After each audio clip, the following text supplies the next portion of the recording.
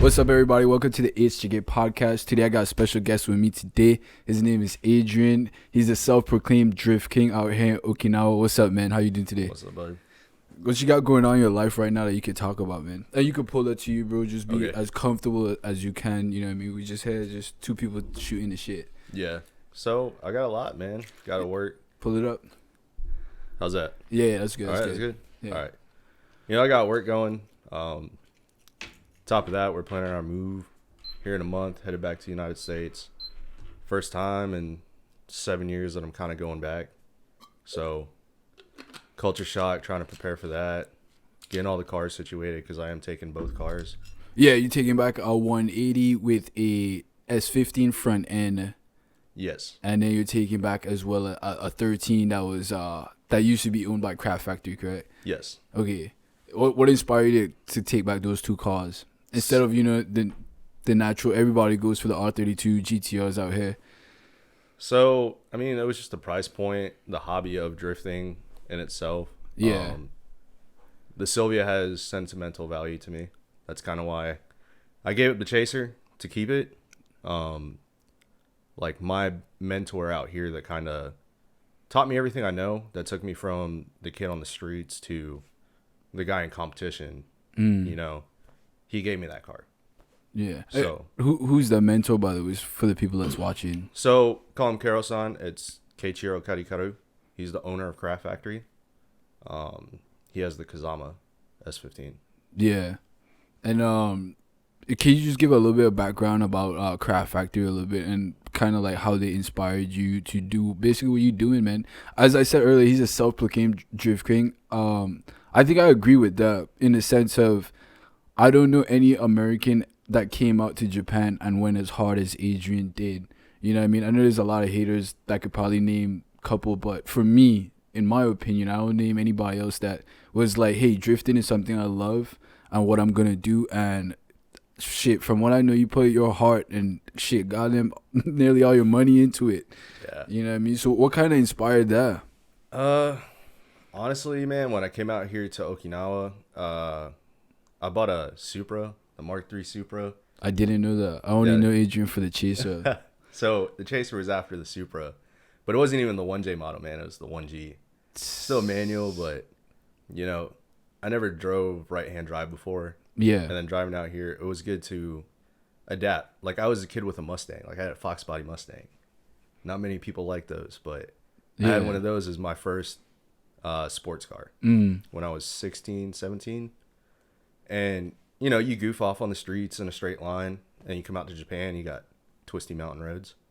So you got to get used to that kind of stuff. So I think not having the 1J Supra, all that torque kind of helped keep me alive.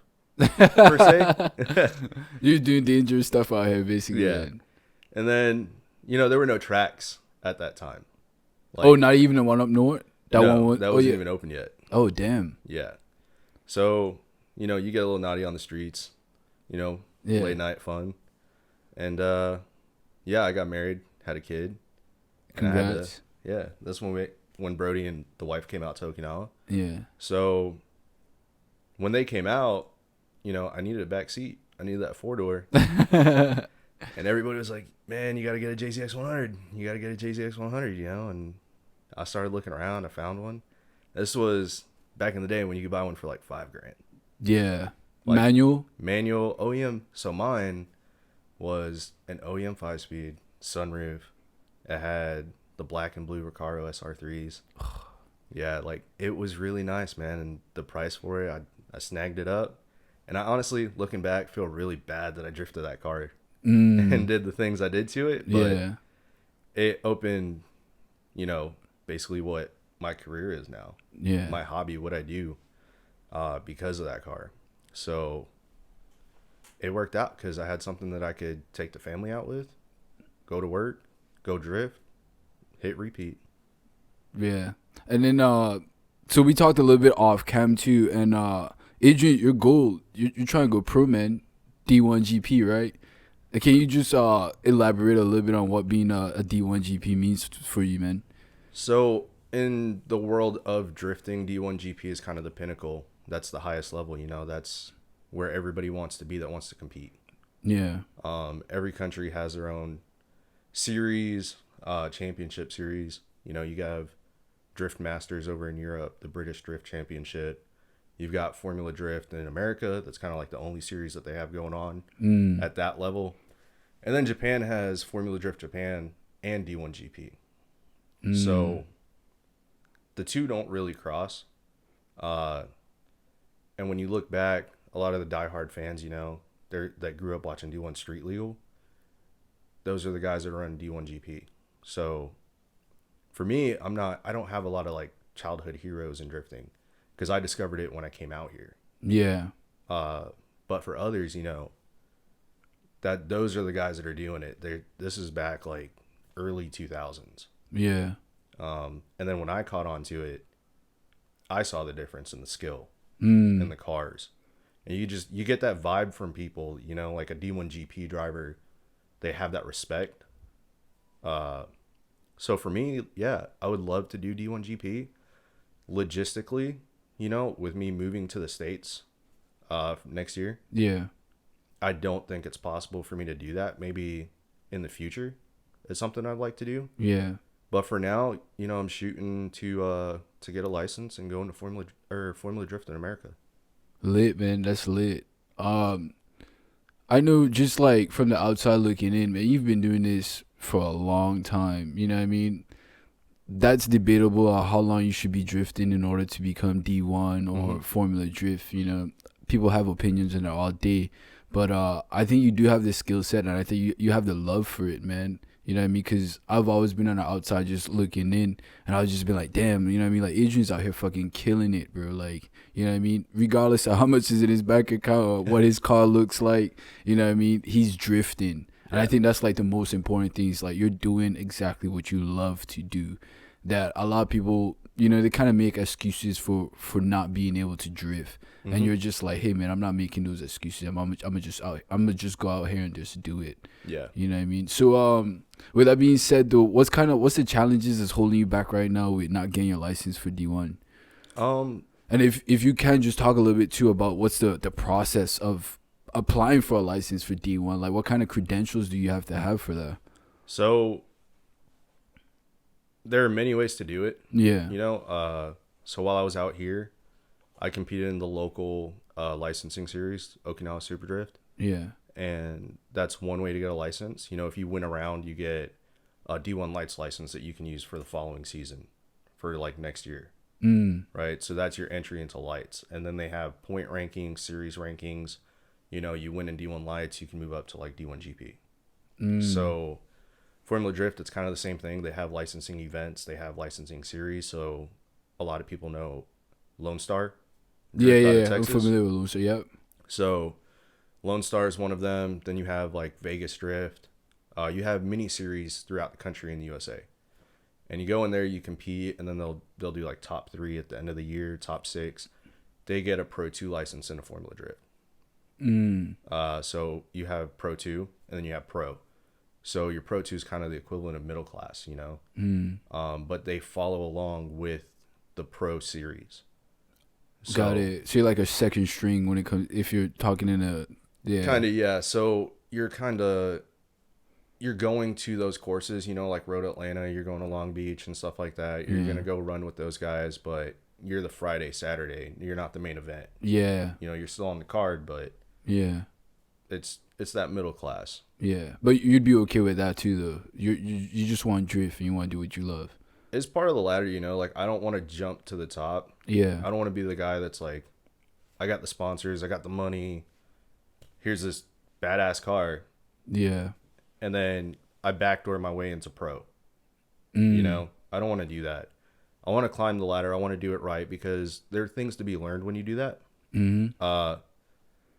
For me, I'm not very political.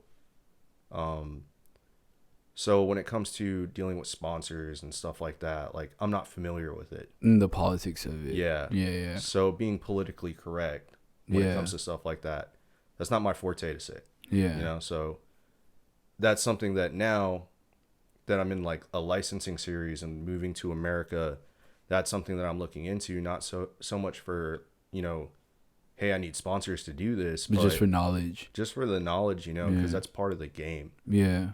We see, you know, Daigo, and he's got Monster Energy, he's got Sonico, you know, you see Kawabata and all those guys, and they've got the Toyo tires, they got the Gretty, the big name guys, Yeah. and they're rolling out with the A90 Supra.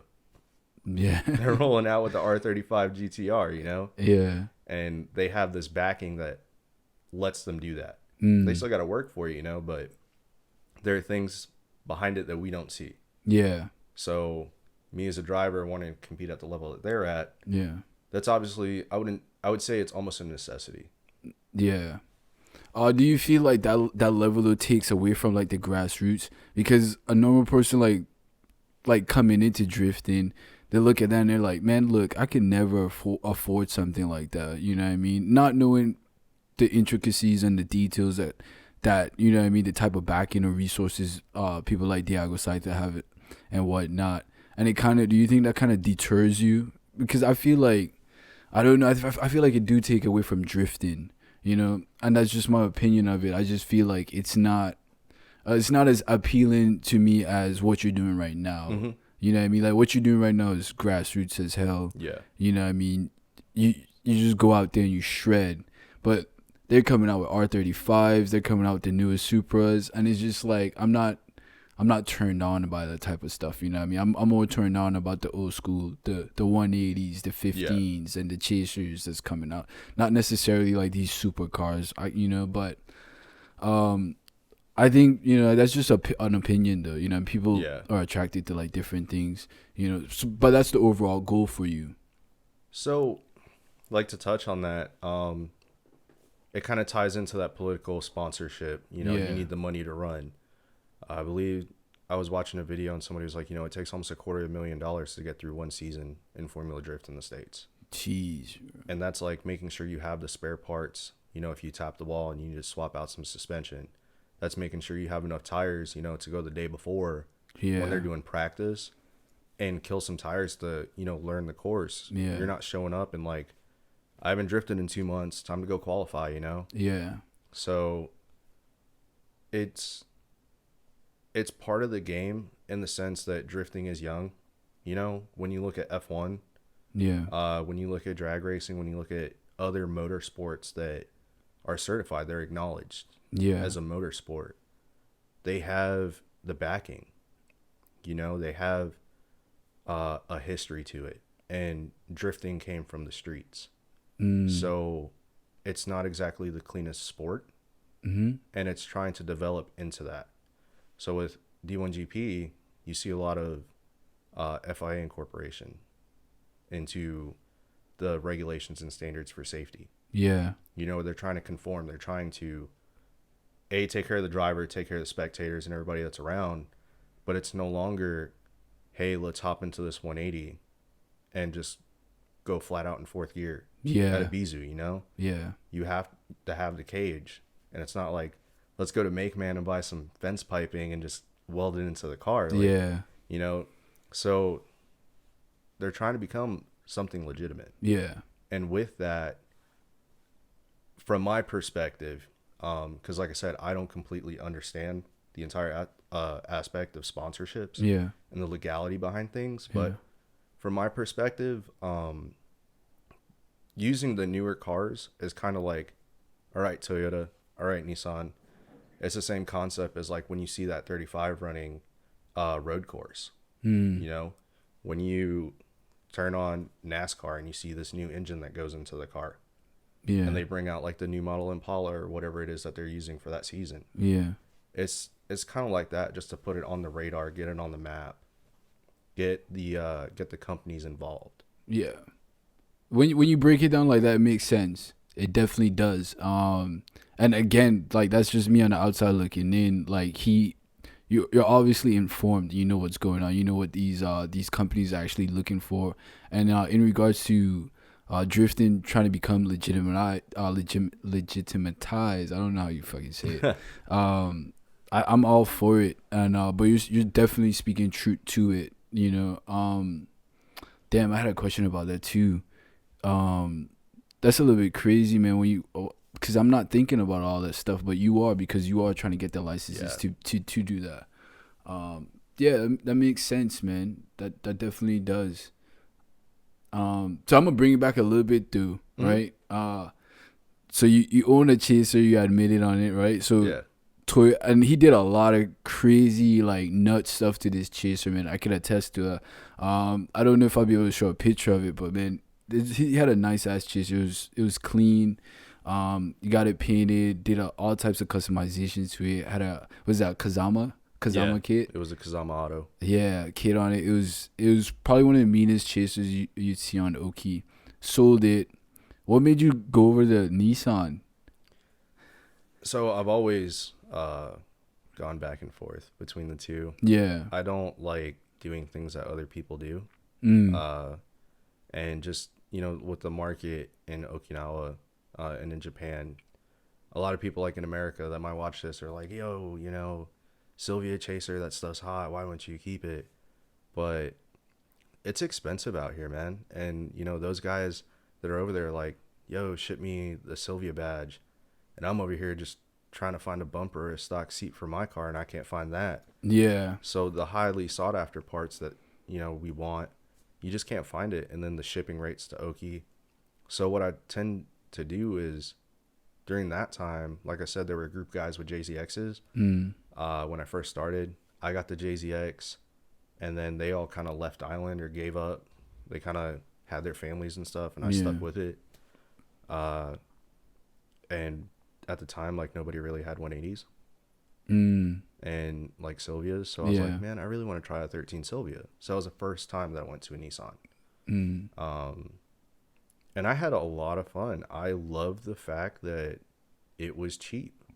It was so much cheaper. I bought I think I had 60,000 kilometers on that car, on that. Damn, that's Sylvia. nice, man. Low mileage. It had the Nismo speedometer. It had the OEM cup holders, and it was just an overall clean car. Yeah. Right.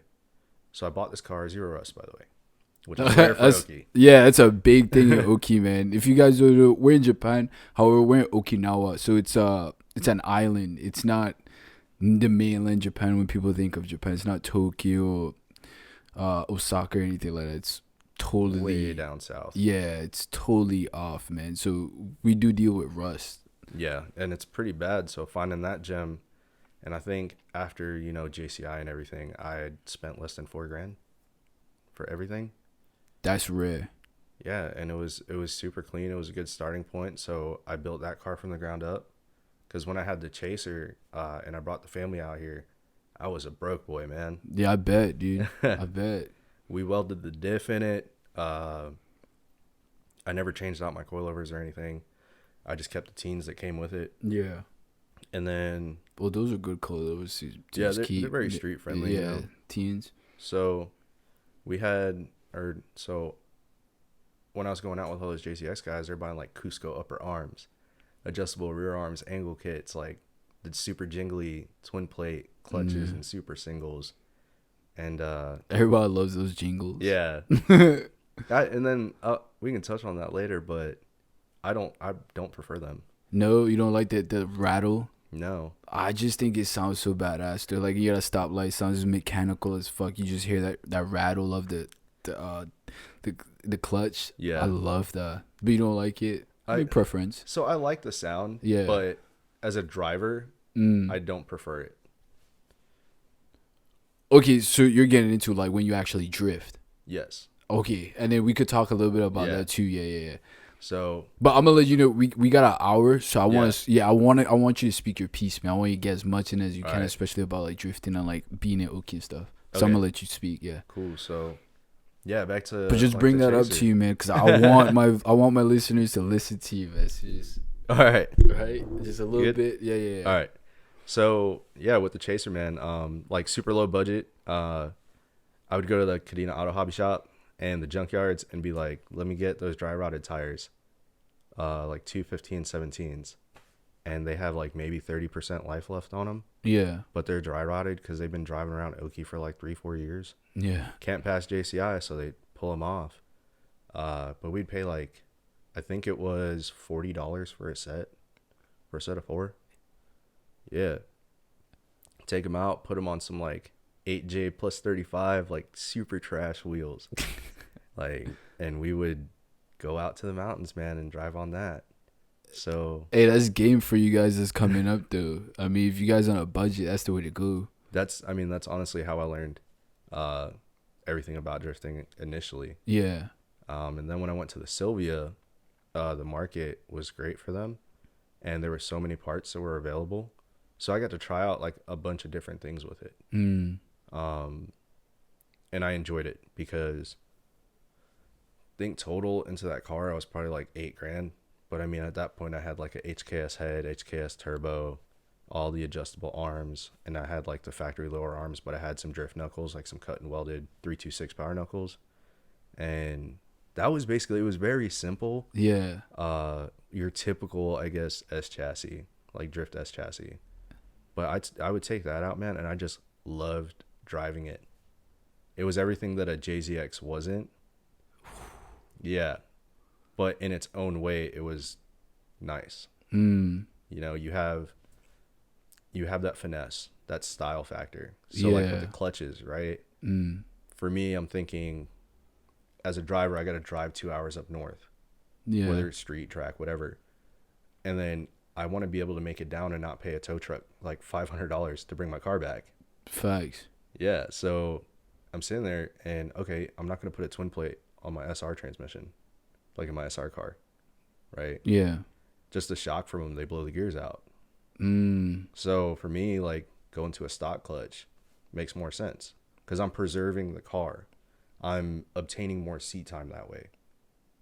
Just so you could be able to drive. Yeah, because seat time was huge for me.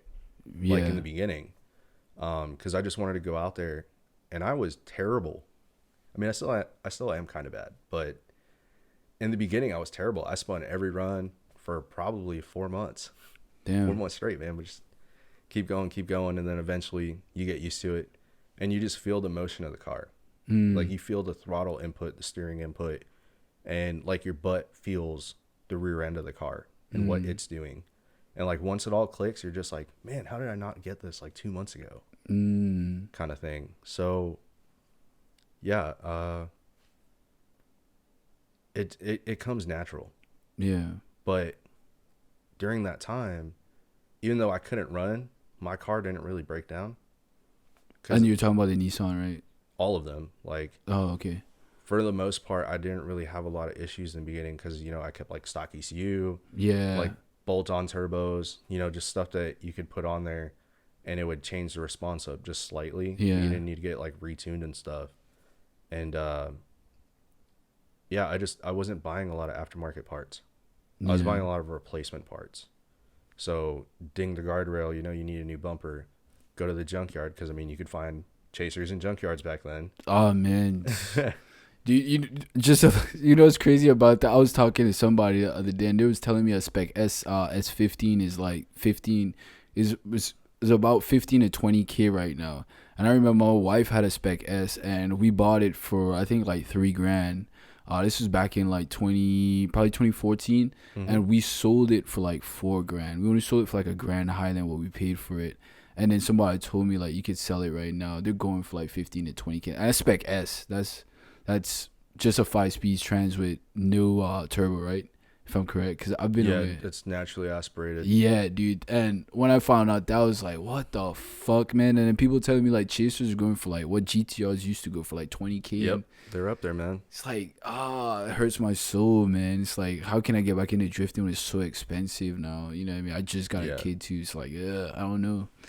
I mean, for the mentality of like a lot of people are out here locally on Okinawa, with them obviously being military, all they're worried about is the eligibility of shipping that car out, you know. But I will not say that they are the single, like, I cannot single them out and be like, that's the reason that prices are going up. Because what a lot of people don't realize is when you go on GUNET and you find that S15 and it's $18,000, it's not $18,000 for me because I'm an American or a foreigner, and you know it's a different price for a Japanese guy. Yeah, that Japanese guy, he's got to buy the car at $18,000 too. Yeah, but then for us to get a JCI, you know, we have that cheaper rate, and people exporting, they don't have to do the registration process. and worry about stuff like that. So they're just like, okay, cool, whatever. And they don't realize that at the end of the day, that Japanese dude probably paid like 23,000 Yeah. with JCI, and that JCI is only good for 2 years. You got to redo it. Yeah. So, like with the market and everything that influences it, like that's what I like about drifting is it's constantly changing and evolving. Yeah. And there's no set standard, set way of how to do it. So, you see everybody in the 90s went from using those stock S chassis to now you have the brand new Corollas, the Yaris, the GTR, the Supra. You got RX-7s, you got all these crazy cars, 370Zs. Yep. And it makes you think now, like, what is the next drift car? But it's not what you think it would be, Yeah. Because whoever, Luke Fink, that dude just goes out there and shreds. I'm not familiar with who he is. So, well, I just got back to Ireland, so if I'm not familiar with you, bro, that's my fault. It's not because you're not shredding shit. You know what I mean? It's just I just got back. So he's not on the island. Oh, so okay. He's from down under, like on the other side of what is it? It's Australia, I think. Is that what they call it, down under? New Zealand or Australia. Yeah. Oh, okay, yeah. But I follow him on social media, right? And this guy is a straight savage. I mean, this guy's throwing 370Zs with an angle kit, 350Zs, like G35s. Yeah. Who would have thought that a G35 would drift? Right? Yeah, that's a good point. So I just had this discussion with somebody in one of the Facebook groups out here, the Okinawa Oki Monsters page. That's still alive? Yeah. That's the entry level group for all the car enthusiasts out there. Man, that's funny. I didn't know that the group was still alive. So this dude goes, I got 10 grand and I want to get something that I can drift, like start drifting and learn. So 10 grand, that's not buying you, I hate to say it, it's not buying you a 180. It's not buying you an S13. You're not getting an S14. Definitely not getting an S15. Bro, 4 years ago, though, definitely was able to buy all of those cars. Probably 4 years ago. Oh, definitely. Yeah. And probably buy 3 of them. Yeah, man. We'll continue. Sorry for cutting you off. No, you're good, man. But you have this kid, he has 10 grand. And he's like, what can I get? And in my head, I'm like, man, with everything that I know now, looking at the situation, it's like, I would get an RX-8. I would get a G35. Like, I would get something not based off of power and how sporty it is, but is it rear-wheel drive? Is it a manual? Can you weld the diff in it? What are the part supports? You got the Skyline 350 GTs out here, and all these American, like, these dependents and stuff, they're just junking them. Yeah. So you got whatever the and V6 those come with motor. the VQ, VQ, what, 35s or some shit like that? If I remember correctly, it's actually, everything's the exact same as the 350Z. It's just a different chassis. Or different shell, basically. Body. Yo, those are monsters, man. Sleeping monsters. Yeah, and they can drift. They meet all the criteria for a drift car. But you know what, though? It's because it doesn't look good, man. People want to drift, but people want to look good drifting too. But your mindset, you have a totally different mindset than a lot of people, man. Your mindset is seat time. Yeah. I want to drift and I want to get really fucking good at it. Other people are like, I want to drift, but it's like hobby. Like, I want to drift I want my car to look good, and I want to be able to say that I drift. You know? But you're a different human being, man. You know what I mean? You're trying to hone those skills to be D1. You know what I mean? So I mean, it's definitely a grind, and there is a fork in the road. Yeah. There was a fork for me, and just naturally, I was competitive growing up. So now when I discover this new sport and I really love it, I want to compete, like, because that's what drifting is these days, where most of, I guess, the attention is, per se, is everybody's tuning into D1, everybody's tuning into Formula Drift, and like those are the top guys in the sport that are out there driving. And I notice it here on island. As far as Americans go, when I go out to the track, I don't really have a built car. Like my 13, it's not super built.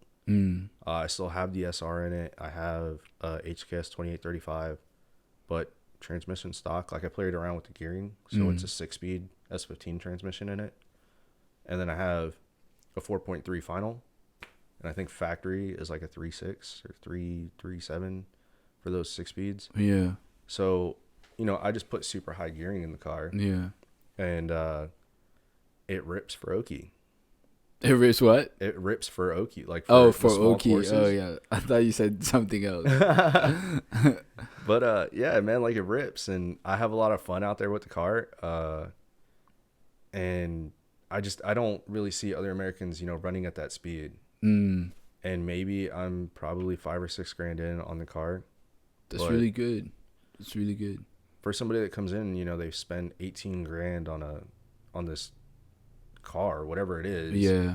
And there are people that are spending upwards of 40 grand for like a Supra, and they bring it out here.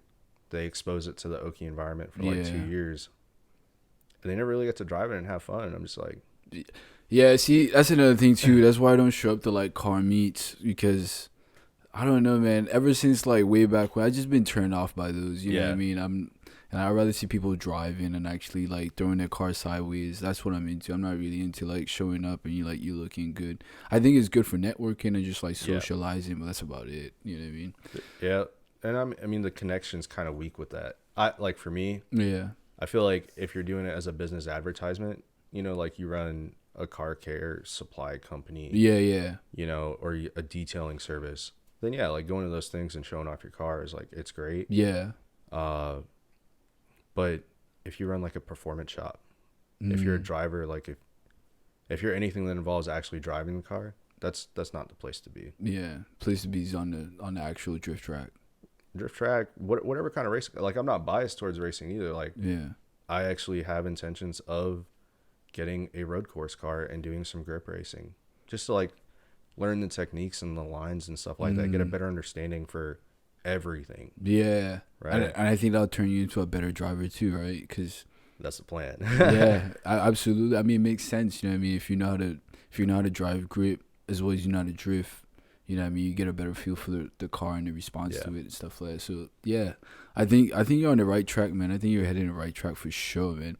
What are the kind of obstacles that you run into living in Oki when it comes to like dealing with cars in like not mainland? I know not having good tuners is one, right? Yeah. Not having good that's tuners a is huge setback. Yeah. Not only that, but not having like, we don't have tracks in Oki, man. We only got one. What happened to that one track they were supposed to build though? It's supposed to be done in like a year. What happened to that? So that track got postponed, man. Like politics on the. We ain't gonna even get to it. It's a waste of time and waste of Adrian's energy. He does leave Saturday, so I had to get him in like really quick before he leave.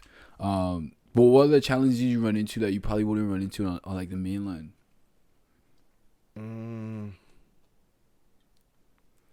I would probably just say the amount of money that it takes to just get the simplest things and the time. So you mentioned the purple car and the purple chaser, man. It was nice. It was really nice. Matt did an amazing job making that color and painting it. Shouts out to Matthew Kramer, man. MK Designs. He's the one that's responsible for that purple chaser. You sold it, right? No, so I actually ended up parting it out. That's unfortunate, but it happens. That's how the game goes sometimes, man. Yeah.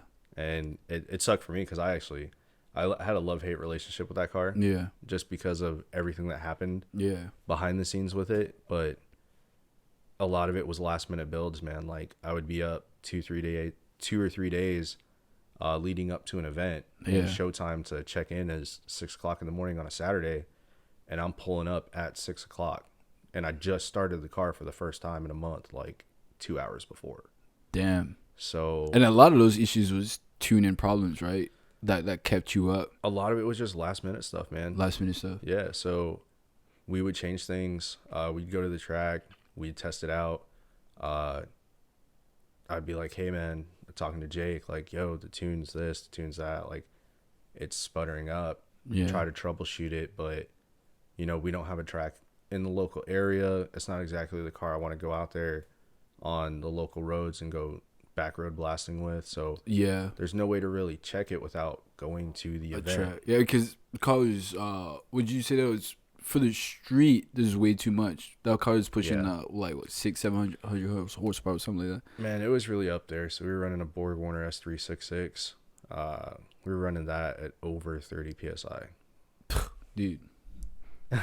Yeah, it was a big turbo. That's what she said. All right. So yeah, man, like it was a big turbo, and it was kind of laggy. So when the power hit, Yeah. it hit. I was breaking wheels loose in fourth gear on the highway. So there's no real way to go out there and simulate this car drifting on the back roads. So we would spend 2.5 hours driving up to the track just to find out if it would run that day. I would enter competitions, like spend money on quality tires and high octane gas, like go through the whole motions. Back when there wasn't any high octane gas on base, motherfucker, Japan's gas 93. Like what is it? Is it 93 in Japan? We don't even know, right? It's just Hayuku, but that bitch is expensive, man. You paying at least $100 just to fill up. I think with the pricing during the time that I had the Chaser, I was paying like $120 just to fill it up, just full. Like, look, you guys don't know how good you have it now that you can get base on. Yeah. You can get gas on base. So what you were running into issues, right? Because and then Jake he used to be like one of our close homies, man. Jake, if you're watching, shouts out, man. I'd like to have you on the podcast too, because I really want to know what the story was, what happened, and I think we're all adults, you know what I mean? I think we could talk about this, friendly. It don't have to be any hate or any wickedness in our hearts. We just want to get to the bottom of it, just find out what the fuck was going on, you know what I mean? So just from your side, if you're okay with it, just speak a little bit about what was happening to the car, what was happening to the tune, why wasn't shit like working, you know what I mean? Yeah, so obviously I'm not a tuner, man. Like, I can put things together. I build motors out here for people. Yeah. But for somebody that's watching that might be a tuner, if you could just probably briefly explain like what your goal was to achieve with that car, and like, but what was happening that it wasn't doing what you wanted it to do. So that car, my end goal for that car was to actually run Formula Drift. That car was actually supposed to go up to mainland. I remember that. Yeah, I was gonna go run in mainland up at Ibizu, try to do like the G1 GP events, start doing some like FD licensing events and stuff like that.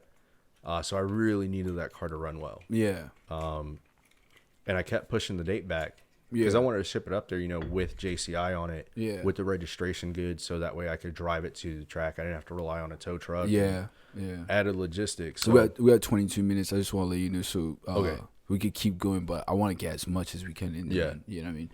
So that car had a lot of quality parts, man. Like I said, it had the Borg Warner, it had SARD injectors. I was running the full Haltech setup. Yeah. All that. Suspension was fully built. Like, we had custom subframe bushings for anti-squat in the rear. All types of crazy shit on that car. And what it came down to is, after we dialed in the suspension, it came down to the tune on the motor. And after multiple failed attempts to get this thing running smooth, Jake had ended up quitting the team right before JCI was due. Jake ended up quitting the team right before JCI was due? Yeah. Okay.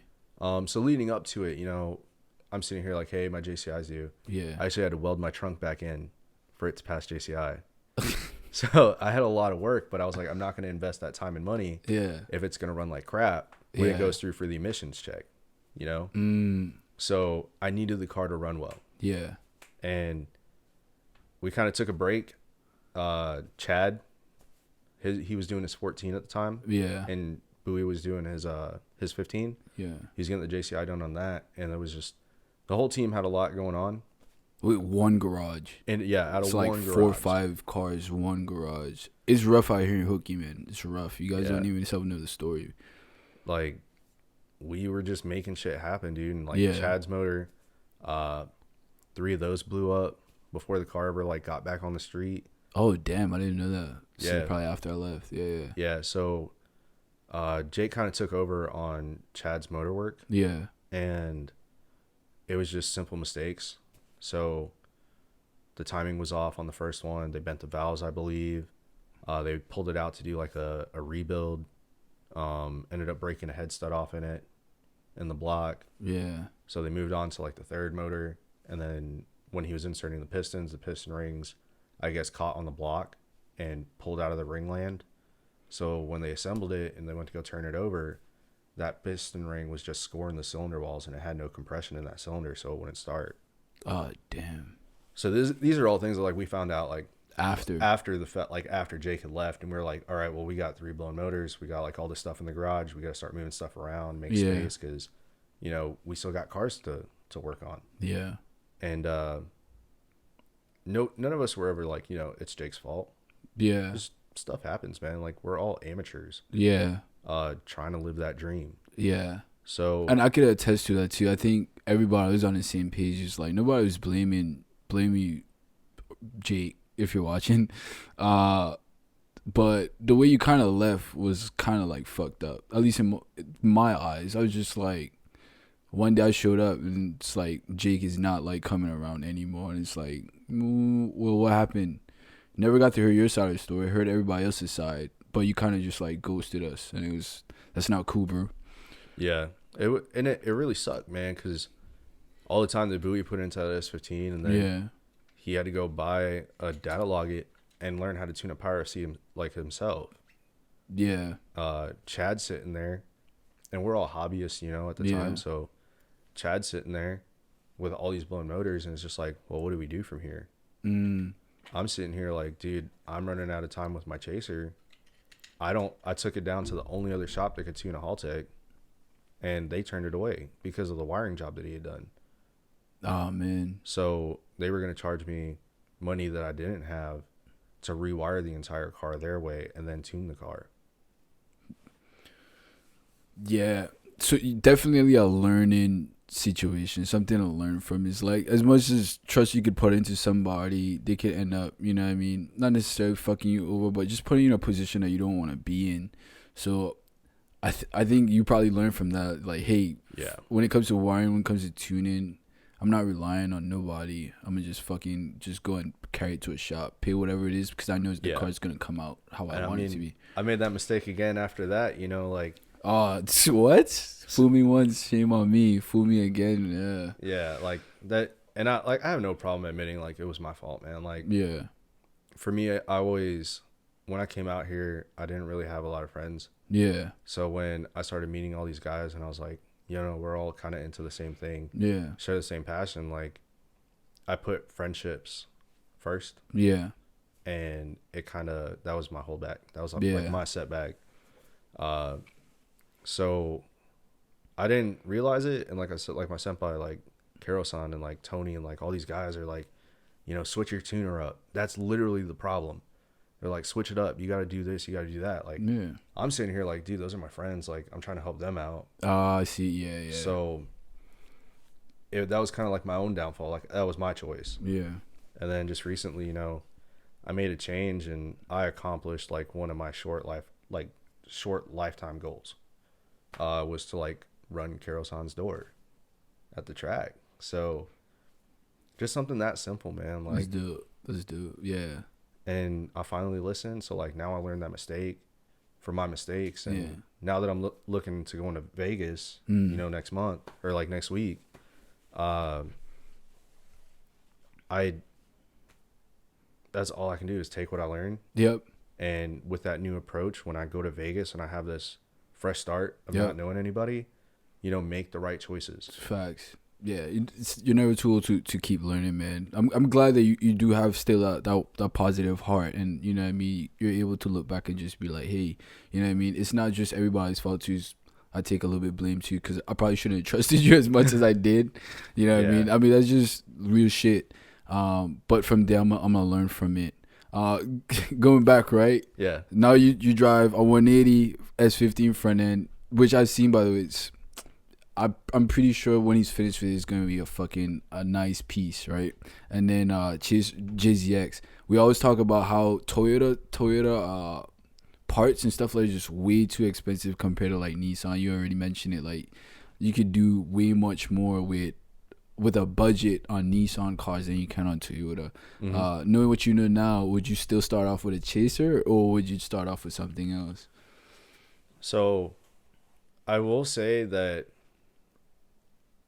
the Chaser was kind of like a blessing. Like it just so happened to be my first drift car. Yeah. And it happened to be my first car on island. And just the quality of Toyota, man, like the sheer strength of Toyota components, like the motors, the chassis, like suspension and stuff like that. They hold up to a lot of abuse. Yeah, undeniable for sure. I have a feeling that if I tried to do what I was doing with a Nissan when I first started, oh man, it'd be bad. Be rough. Yeah. Not so much on the price point, you know, like obviously it would have been cheaper, but just the downtime. Yeah. It wouldn't have let me get as much seat time because, like I said, man, I was a broke boy, so yeah, I didn't have money to sit there. And at the time, you know, you're thinking like, I got to rev the clutch up and dump it to get the tires loose. You're not thinking about using speed and like weight transfer to slip the rear end around. Well, that's because you're learning, right? Yeah, so you're learning. So to you, that's dangerous. Or like for me, when I'm beginning, like that's dangerous. I don't want to do that. Yeah. And then you learn the motions of what the car does when it's sideways, and then you start playing around with like, all right, man, like I'm gonna get a little frisky with this. Start doing those big manji entries and stuff. So just in the beginning, you're sitting there, you're revving up, you're dumping the clutch, kind of like doing a rolling donut or burnout into the corner. But SR transmission, come on, dude, it's not gonna take that for like 6 months straight. At least you he's honest. Something up. So, but don't get me wrong, I'm not picky. I love my JZs. Yeah, I love my SRs. The only motor that I don't really agree with is an RB. But I mean, that's just my personal preference. No, I think that's a universal preference. I don't even out here, dude. I don't see many RBs out there sliding. I think out here, not so much. I know a lot of Aussie guys like go nuts over those like RB28s and RB30s because they have that option down there. And I know in the States a lot. I joined some of the S chassis pages in the States. I see a lot more RB cars pop up for sale than I see like any like real JZ cars. Yeah. Oh, yeah, of course. They're probably selling it to get a JZ. But. Yeah, facts. It's probably like a JZ engine over there is probably like crazy expensive. Yes. That's why I'm. So you going back with like what 4 or 5? How many JZ engines you got right now? How many engines you got total? JZ and SR. All right, so I have the built 2J that I'm putting into the into one of the cars because right now I'm kind of playing. And I'm gonna link his Instagram in the description so you guys can check out his page to see what he's up to. Yeah, I got a bunch of crazy things because I got multiple projects, but I got the built 2J and then I have the 2.1 liter SR. So the SR is in the Silvia right now. And then the 2J is what's going to go into the Silady, the S15 conversion car. So Silady. Yeah. So I'm just like, I don't know because I do want to run AC in one of the cars in the SR car. But with it being an older version in my Silvia and everything's already hooked up to where I can just put the motor into the Silady and have AC, like I'm kind of like, I don't want to mess with that stuff. AC gets expensive. Yeah. So everything's already gutted in the Silvia. I was thinking like just putting the 2J in that. But I'm leaving here with 2 2Js, 2 1Js, 3 SRs. Yeah. Bro, you set, dude. 2 2Js, 2 1Js, and 3 SRs. Yeah. So my idea behind it is that's like, about 10 Gs. Like you could sell probably a little bit more in it. It's definitely a lot. Yeah, that's about 10. I'll say 10 to 15 Gs. You could definitely get back stateside for those engines. Well, I don't want to sell. They're not for sale. Yeah. But I'm just giving you guys a price point for like what these engines cost. You know. Yeah, it's a lot, but for me, like I don't want to conform to that American standard. Just put a LS in it, Viper motor, swap it. Like, for me, I want to test some theories out. So I have the best of both worlds. I have the grassroots SR car to start off with, and I have the 700-800 horsepower potential 2J car. So that way I can bounce between the two when needed. But if the SR doesn't cut it, that's what I got the 1Js for because I don't want to run 2 2J cars. And then you mentioned Diago Seidler earlier too. I mean, obviously, dude is a phenomenal drifter. You know what I mean? He's known throughout the entire world being a crazy drifter. Yep. What kind of inspiration do you get from him? So with Daigo, man, like that dude traveled. Like and you got to meet him, right? Yeah. Yeah, cool. So when I go to mainland and stuff, like we'll go to his shop and I get to see like everything he's got going on. Yeah. But we're doing like maintenance on the missile cars because I get to borrow cars whenever we go to mainland. That's lit, dude. How many times you been up there? Oh man, I want to say last year we probably went up 5 times. You do Ibushi yet? Yeah, we did a Ibiza Matsuri. How was that? I wrecked the JZX 110. Oh damn. Yeah, so Toyota on the JZXs, when they modify the lower arms and stuff, Yeah. you gotta do it the right way. It's kind of sketchy, but what ended up happening was uh, where the ball joint shank goes through on the lower control arm. Yep. The front half broke off, and so that knuckle just slipped out and locked the wheel. I was coming up. So you couldn't even self counter steer to. So I was coming up Kita course, North course. Yeah. And I was kind of high end on third gear coming up, and I didn't even initiate yet. Like, I was just kind of waiting for the wall to see the wall before I threw it off the wall. Well, right when I came up, I just heard a loud pop, and I was like, "Oh, let me try slowing down because I don't want to hit the wall. Like I don't want to hit nothing." And my brakes didn't work. My steering input, like car wasn't doing nothing. Damn. And what happened was I was counter steered this way, and when this ball joint broke, it pulled the wheel all the way. So the wall is here, and then the mountain's right here. It pulled the 110 into the mountain, and it was a rough day. Scary moment. Yeah. Yeah. But still, though, I still a dream of mine, man. Ever since I got into drifting and stuff like that, my wife got me into it. It's like I always wanted to go Boosie, and I always talked to Michi. Michi is like, yeah, man, we could go. Yeah. You know what I mean? But so much shit just transpired that it never happened. But I think now that I'm back, I think I'm gonna settle down out here, man. You know, It's worth it. Yeah, I've always been conflicted. It's like, man, Okie this, Okie that. I probably need to get back to the States, but at this point, I think I'm gonna just try to live out here. Cause Yeah. You plan on coming back? You said. So I will come back at least once a year.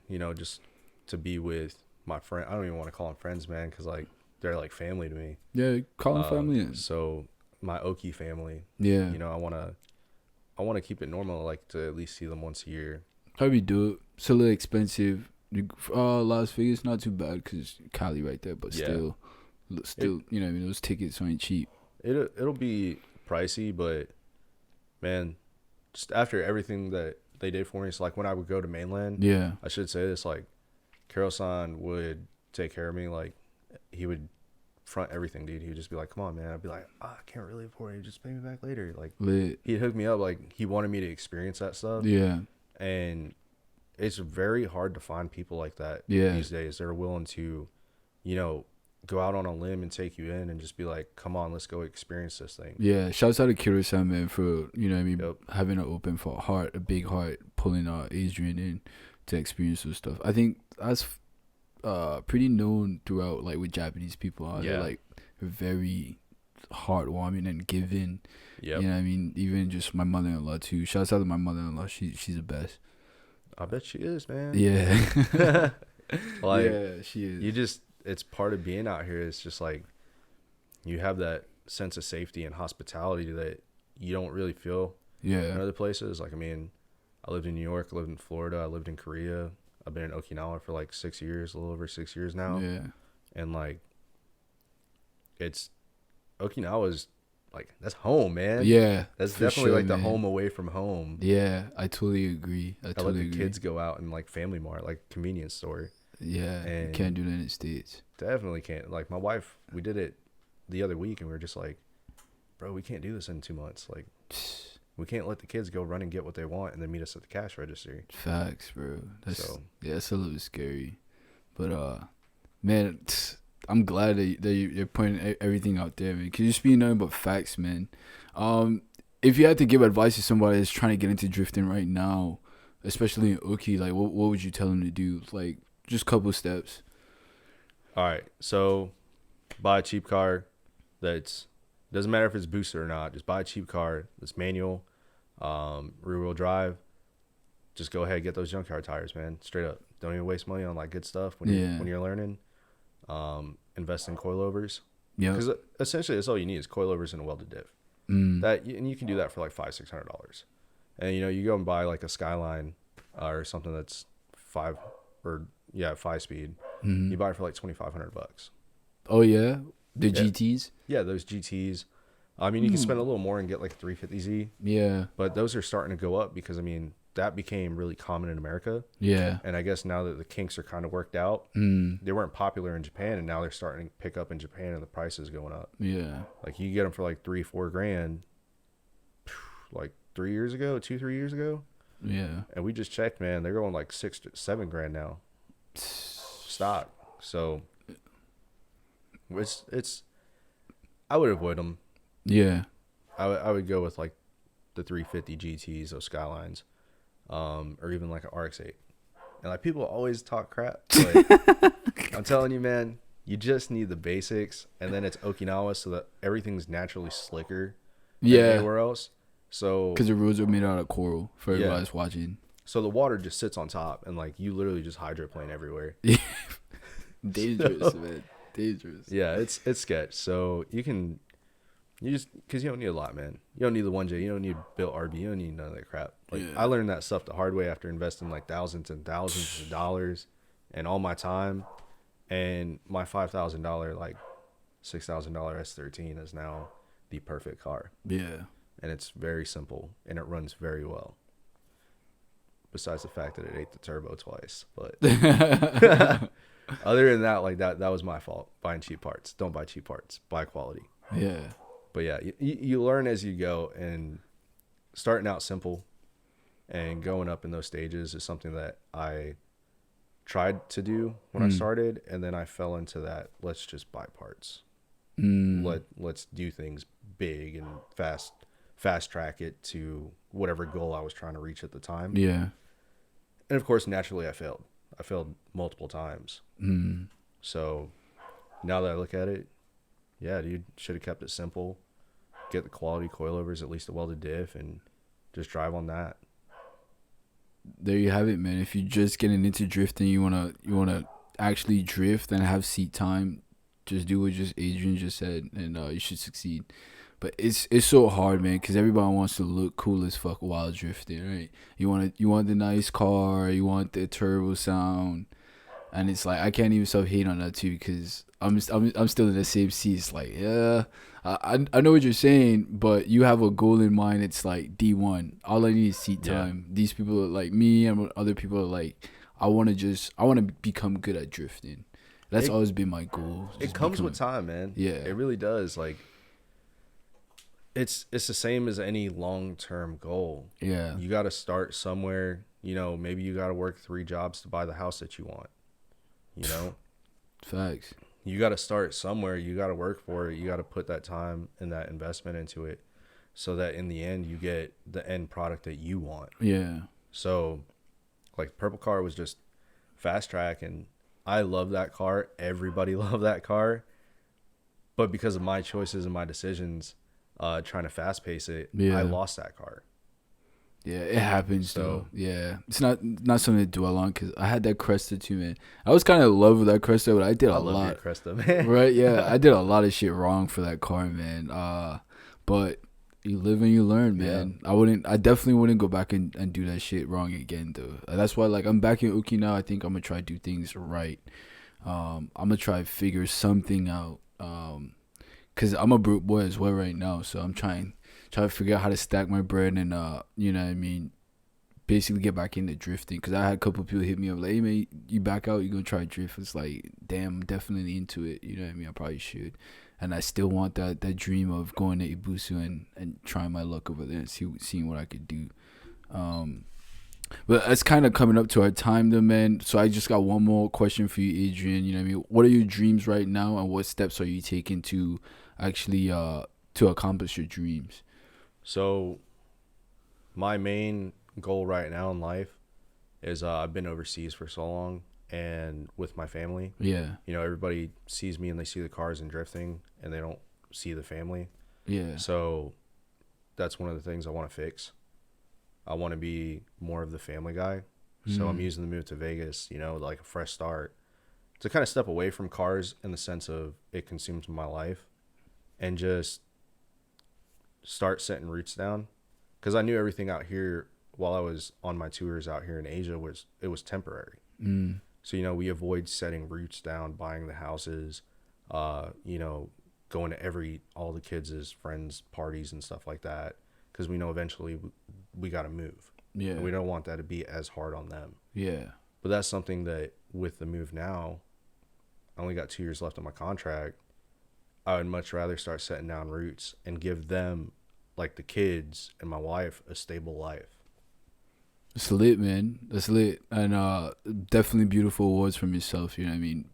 Taking care of the family and just actually focusing on them more, you know what I mean? Yeah. I wish you the best, man. I hope everything works out for you when you get back to Las Vegas, and I hope that you do find a balance between cars and family, and you're still able to enjoy the things that you love. Thank you so much for coming on the podcast and blessing it, bro. You know what I mean? Thank you for having me, bro. Yeah, man. Appreciate it, bro. Yeah, man. All right. Thank you guys for watching. Make sure you like and subscribe. From there, that's gonna be a wrap. All right. Peace.